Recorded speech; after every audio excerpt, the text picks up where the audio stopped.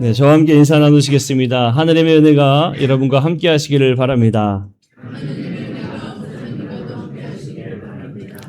네, 사랑하는 성도 여러분, 우리가 앞서서 우리 아이들과 함께 나눈 이 이야기는 단지 아이들만을 위한 동화가 아닙니다. 사실 이것은 오늘을 살아가는 우리 장년들의, 이 성도들의 삶과 또 교회가 직면하고 있는 정말 가장 치열한 영적인 현실을 우리에게 보여주는 이야기이기도 합니다. 오늘 우리가 교회력으로 부활절 제7주를 보내고 있습니다. 부활하신 예수님께서 이제 하늘로 올라가신 그 날을 기념하는 어떤 승천 주일을 또 드리고도 있습니다.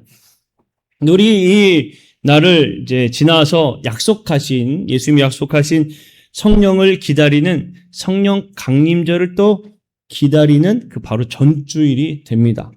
네, 여러분 이 시기는 역사적으로 볼 때에 교회가 상당히 영적으로 두렵고 흔들리기 쉬웠던 어떤 영적 공백기와 같은 시기처럼 보이기도 했습니다.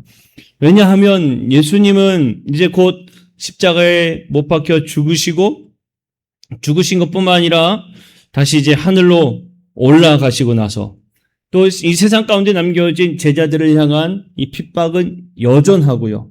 그리고 예수님이 약속한 이 성령이 아직 임재되지 않은 그런 시기를 보내고 있는 그러한 상태였어요. 이러한 시기에 오늘 교회력 본문이 주어지는 요한복음 17장의 말씀에서는 예수님의 아주 간절한 기도가 우리에게 들려지고 있고요. 베드로전서 5장에서는 깨어 사탄을 대적하라는 권면의 이야기가 우리에게 들려집니다. 이 두 본문은 모두 함께 하나의 초점을 가지고 우리에게 말해주고 있어요. 그것은 다름이 아니라 세상에 남겨진 교회들에게 영적 전쟁의 한복판에서 삼위일체의 연합을 이루며 깨어 있으라고 우리에게 말해주고 있는 말씀입니다. 여러분, 사탄마귀는 지금도 세상의 교회들뿐만 아니라 우리 물건리 교회도 무너뜨리기 위해서 성도들의 가정을 파괴하기 위해 우는 사자와 같이 두루다니며 삼킬 자를 찾고 있다는 것을 우리가 꼭 마음에 새겨야 합니다. 오늘 우리는 이러한 이 영적 전쟁에서 어떻게 승리하고 주님이 원하시는 거룩한 연합을 지켜낼 수 있을 것인가? 이것을 우리가 함께 말씀을 통해 나누고자 합니다. 첫 번째로는 우리는 교회 연합과 하나됨이 우리의 인격적인 성숙이나 인간적인 노력의 결과가 아니라 예수 그리스도의 중보 기도의 열매이자 하느님의 전적인 보호하심의 결과이다라는 것을 우리가 알아야 합니다. 다시 한 번 더 교회가 하나 되고 우리가 교회가 든든히 세워나가는 것은 우리가 인격적으로 성숙해서 또 인간적인 노력 이런 것이 아니라 전적으로 예수님의 중보 기도의 결과이고 하느님의 전적인 보호하심의 은혜의 결과임을 우리가 잊지 말아야 된다라는 거예요. 여러분, 우리가 흔히 착각한 것 중에 하나가 무엇이냐면 교회가 화목하고 하나 되기 위한 조건들을 세상적 기준으로 제시할 때가 참 많이 있습니다.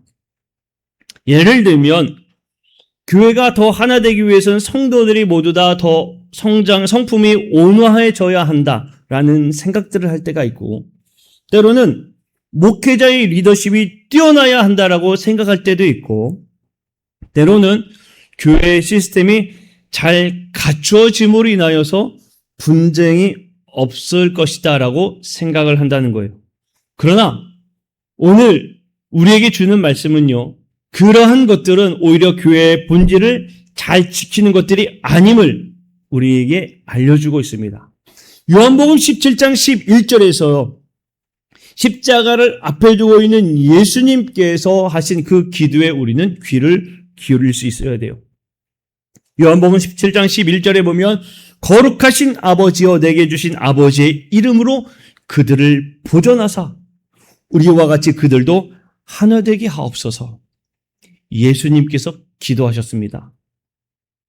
예수님께서는요, 제자들에게 얘들아, 이제 내가 곧 사라질 건데, 십자가에 달려 죽을 건데, 그리고 내가 아버지께로 갈 건데, 너희들 싸우지 말고 서로 양보 좀 하면서 인내하면서 한번 잘 뭉치며 그 조직을 이끌어 가봐. 이렇게 말씀하는 게 아닙니다.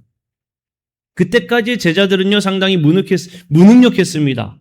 예수님이 십자가에 달리는 그 순간에 제자들은 다 도망갔죠.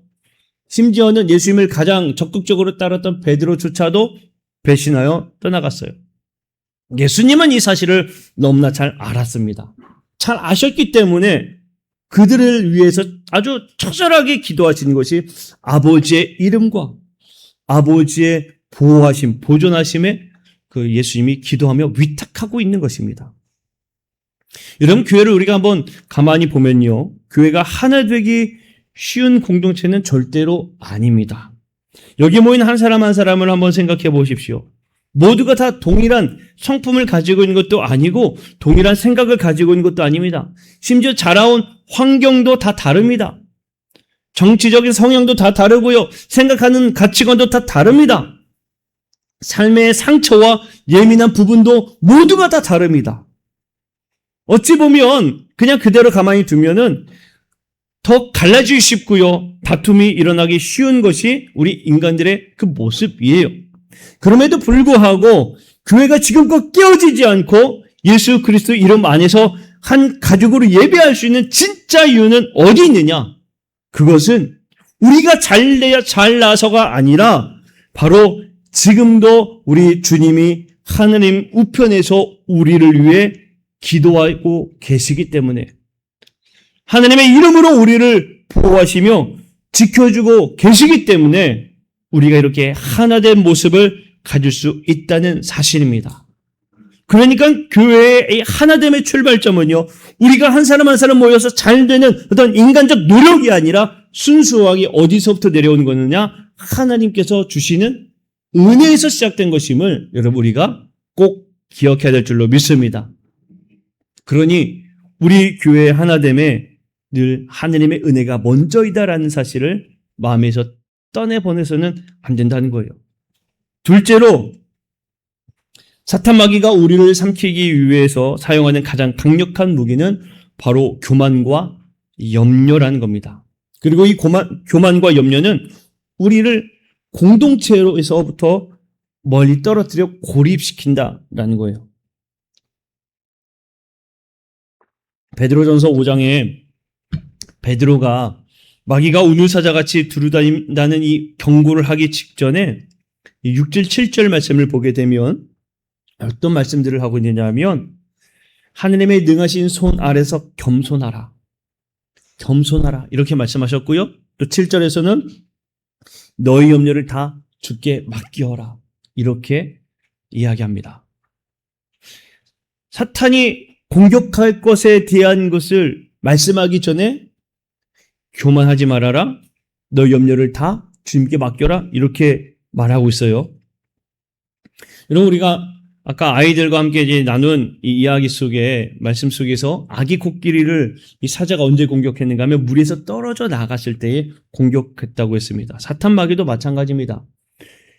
우리 성도들을 영적으로 삼키는 방식도 이와 같아요. 사탄은요, 우리를 교회 공동체로부터 또 믿음의 관계로부터 멀리 떨어뜨려 고립시킴으로 인해서 우리를 삼킵니다. 그러기 위해 우리 마음에 주는 게 무엇이냐? 바로 교만과 염려라는 거예요. 그러면 교만이라는 것이 무엇일까라는 겁니다. 교만이라는 것. 우리가 교만이라는 것을 생각하면 우리가 흔히 생각하는 내가 잘나서, 맞아요. 내가 뛰어나서 이렇게 생각하는 것도 있지만, 그런 것뿐만 아니라 내가 저 사람보다 더 옳다라는 생각들, 내가 저 사람보다 조금 더 낫다라는 생각들, 이러한 것에서부터 시작한다는 겁니다. 그리고 우리 마음의 자존심, 이러한 것들이 우리를 교만하게 만든다는 거예요. 그 염려는 뭘까요? 염려는 한마디로 하나님의 돌보심을 믿지 못하는 것입니다. 하나님께서 우리를 온전히 보호하시고 지켜주시고 인도하신다는 그 사실에 전적인 믿음으로 동조하지 못할 때 염려가 우리 안에 발생하기 시작해요. 그런데 이 염려가요, 교회 안에서 어떻게 시작되는가 하면요, 다름이 아닙니다. 내가 지금 무시당하는 거 아닐까? 내가 조금 더 손해보는 거 아닐까? 내가 남들보다 인정받지 못하는 거 아닐까? 내가 지금 불편한데 지금 계속 저 사람과 어떻게 지내야 되지? 이러한 걱정들, 염려들, 이러한 것들이 우리를 계속적으로 공격하고자 하는 이 염려의 덫이라는 겁니다. 문제는 이러한 염려는요, 우리 안에 계속 작게 존재하는 것이 아니라 조금씩 이 염려는 커져갑니다. 그리고 커져간 염려는요, 결국에는 어떠한 모습으로 나타나는가 하면 가까운 이들을 공격하는 것으로 나타나기 시작해요. 그러므로 사랑하는 성도 여러분, 우리 안에 자존심이 꿈틀거리고 내 안에 손해본 것 같은 내 안에 불안과 염려, 내가 인정받지 못하면 어떻게 하지 않을 이런 염려들, 이런 것들이 찾아올 때 아하, 지금 사탄이 나를 고립시키려고 공격하는구나. 깨어 기도하는 우리 성도들이 되기를 축복합니다. 나의 모든 염려와 교만을 하나님 앞에 다 내어 맡기는 거예요. 내어 맡기는 게 뭐겠습니까? 아니 뭐 내가 조금 손해보면 뭐 어떠나? 하나님 다 아시는데. 내가 인정받으면 뭐 어떠냐? 하나님 다 아시는데. 다 그냥 하나님 앞에 맡기는 우리가 될 때에 사탄은요, 공격하지 못한다는 거예요.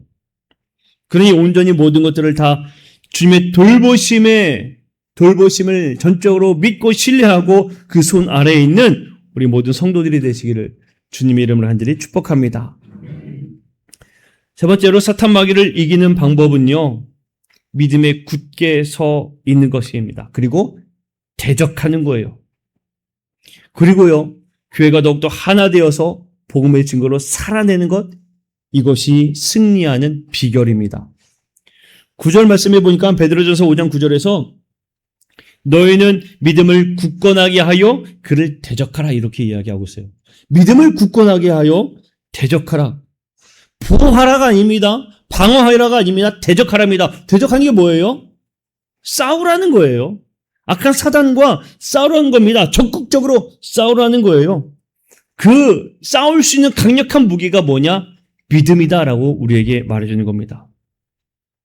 여러분, 우리가 당하는 고난과 이 영적인 갈등은 나 혼자만 겪는 것이 아닙니다. 나 혼자 겪는 외로운 싸움이 아니에요. 오늘 말씀해 보면 세상에 있는 너희 형제들도 동일한 고난을 당하는 줄 알미라, 이렇게 베드로가 이야기했습니다. 이미 수없이 많은 믿음의 선배들이 이 길을 걸어왔고요, 그 길에 당당히 승리하여서 교회가 세워져 나아갔습니다. 지금도 전 세계의 참된 교회들이 그리스도의 고난에 동참하면서 이 영적 전선을 함께 지켜내고 있다는 것을 여러분 꼭 알아야 됩니다. 교회는 고난 속에 버려진 공동체가 아닙니다. 오히려 고난을 통해서 그리스도의 형상으로 빚어지는 영광스러운 주님의 군대가 바로 이 교회임을 여러분 꼭 기억하시기를 축복합니다.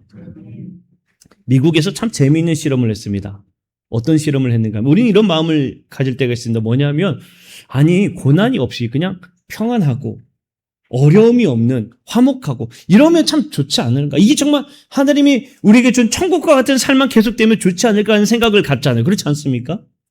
근데 여러분, 미국에서 어떤 실험을 했는가 하면, 쥐 있죠, 쥐. 쥐의 환경을 최적의 환경으로 만들어주는 거예요. 최고의 환경으로 만들어주는 겁니다. 어떤 분쟁이나 분열이 있을 만한, 치열하게 먹을 것을 가지고 다투지 않을 만한, 정말 쥐 천국으로 만들어준 거예요. 쥐 천국. 이 실험의 결과가 어떻게 됐는가 하면, 쥐 천국을 만들어주자 처음에는요, 쥐들이 아주 환경이 좋잖아요. 너무나 좋으니까 기하급수적으로 번성하는 거예요. 막 번성합니다. 그런데 어느 순간인가 이 쥐들의 모습이 어떻게 변하는가 하면, 쥐 중에 가꾸는 쥐가 생겨나갑니다. 자기의 모습을 가꾸기 시작을 해요. 그리고 다투지 않으니까요. 아주 게을러지기 시작해요. 그리고 문제는 아까 막 기하급수적으로 번성했다고 그랬죠? 주의 개체수가 감소하기 시작했습니다. 결국엔 어떻게 됐을까요? 한 마리도 남지 않고 다 죽게 돼요. 그리고 그 실험은 종료가 됩니다. 우리가 생각할 때는 참 좋은 일들만 있으면은 행복할 것 같은데 실험의 결과를 보니까 아주 충격적인 결과를 우리에게 보여줘요. 고통도 없고 고난도 없고 환난도 없고 어려움이 없으니까 오히려 다 멸망하게 되더라는 것을 실험적으로 보여줬습니다. 여러분, 고난도 때로는 우리에게 강한 믿음을 갖게 해주는 귀한 수단이 될 수 있음을 꼭 기억하시기를 바랍니다. 예수님은요, 요한복음 17장에서 우리가 세상과 적당히 타협하라 말씀하지 않았어요. 여러분, 우리는 구분된 거룩한 민족 백성들입니다. 그렇다고 해서 세상 밖으로 도망친 자들도 아니에요. 세상 속으로 보내심을 받은 사람들입니다. 그러면 세상을 좀 생각해 볼까요? 세상은 어떻습니까? 자기의 유익을 위해서 분열합니다. 자기의 유익을 위해서 시기하고요. 내 것을 쟁취하게 헐뜯고요. 무한한 경쟁을 벌입니다. 이게 세상에 살아가는 방식이죠. 그런 세상 속에 교회가 있어요. 교회도 똑같이 세상처럼 치열하게 분열하고 시기하고 헐뜯고 경쟁해야 되나요? 아니에요. 오히려 교회는요, 세상과 다른 방식입니다. 용납하고요, 서로를 용서하고요, 내 교만은 다 내려놓고요, 조금 손해봐도 괜찮다고 합니다. 그리고 걱정이 있어도 걱정 없다고 이야기하는 게 교회 믿음의 사람들의 모습이에요. 이러한 모습이 세상 속에 있을 때 세상 사람들이 볼 때는 어떻게 보여질까요? 저 사람들 진짜 이상하다라고 보여질 겁니다. 어떻게 저렇게 살아갈 수가 있지? 왜 손해보면서 살아가지? 왜 걱정이 많은 것처럼 보이는데 걱정 없다고 이야기하지? 저 사람들은 참 이상하다? 세상은 이렇게 보기 시작한다는 거예요. 그러면서 이야기를 하겠죠? 저렇게 어렵고 힘든 가운데서도 어떻게 더 사랑하고 그 사랑으로 남들을 도우며 살아갈 수 있는가? 어떻게 저들은 저렇게 수고하면서 남들을 위해서 이렇게 헌신하며 살아가게 되는가? 세상 사람들은 교회를 주목하기 시작합니다. 우리가 완전한 연합과 하나됨의 이 자체가요, 세상을 향해서 예수 그리스도가 이렇게 살아계십니다라는 놀라운 증거가, 보여지는 증거가 된 줄 믿으시기를 축복합니다. 교회의 연합은요, 선택이 아니에요. 좋으면 연합하고 싫으면 분열하는 선택이 아닙니다. 반드시 우리가 계속 이루어가야 할 사명임을 우리에게 말씀해 주는 거예요. 말씀을 맺고자 합니다. 사랑하는 성도 여러분, 오늘 교회력의 본문은 영적 전선에 서 있는 우리에게 가장 두려운 위협인 사탄 마귀의 실체를 보여주고 있는 동시에 우리를 향한 가장 확실한 승리의 보장인 예수님의 기도를 말해주고 있습니다. 여러분, 사탄은 우는 사자처럼 끊임없이 지금도 우리의 마음을 흔들고 우리의 가정에 틈타고 교회를 갈라놓으려 분열의 씨앗을 하나씩 던지기 시작합니다. 던지고 있어요, 지금도. 우리의 힘과 실력으로는 이 악한 영의 관계를 이길 수가 없습니다. 그러나 여러분, 오늘 말씀해 보면 예수님 십자가를 지시고 이미 그 죽음까지도 승리하신 주님께서 우리를 위해 기도하고 있음을 여러분 먼저 기억하시기를, 떠올리시기를 간절히 축복합니다. 거룩하신 아버지여, 내게 주신 아버지의 이름으로 저들을 보존하사 우리와 같이 그들도 하나 되게 하옵소서. 우리 주님이 먼저 기도하고 있습니다. 이 전능하신 주님의 기도가 오늘도 우리 교회를 붙들고 계시는 줄로 믿습니다. 그러므로 사랑하는 성도 여러분, 이 거룩한 연합을 가볍게 여기지 말고 내 자존심 때문에 교회의 문을 열어주지, 교만의 문을 닫지 말길 바랍니다. 내 안에 웅크린 염려를 방치하여서 지체를 찌르는 칼날로 만들지 않기를 바랍니다. 철저하게 하느님의 능하신 손 아래에 겸손히 엎드려서 우리의 모든 염려를 다 주님 앞에 맡겨버리고 또 믿음에 굳게 서서 마귀의 모든 그 괴계를 예수 그리스도의 이름으로 대적하는 우리 성도가 되기를 축복합니다. 이 시대에 더욱더 하느님의 능하신 하나됨의 모습이 우리 안에 먼저 충만히 나타냄으로 인하여 예수 그리스도가 살아계심을 든든히 증거하고 담대히 증거하는 우리 모두가 되기를 주님의 이름으로 간절히 축원합니다. 오늘 말씀을 생각하면서 우리 함께 찬양하고 결단하며 기도하기로 합니다. 우리